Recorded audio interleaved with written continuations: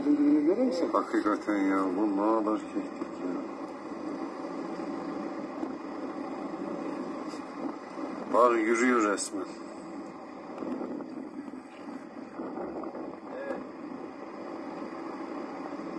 Vay Allah'ım. Bir de değil erkeklik yok. Maşallah.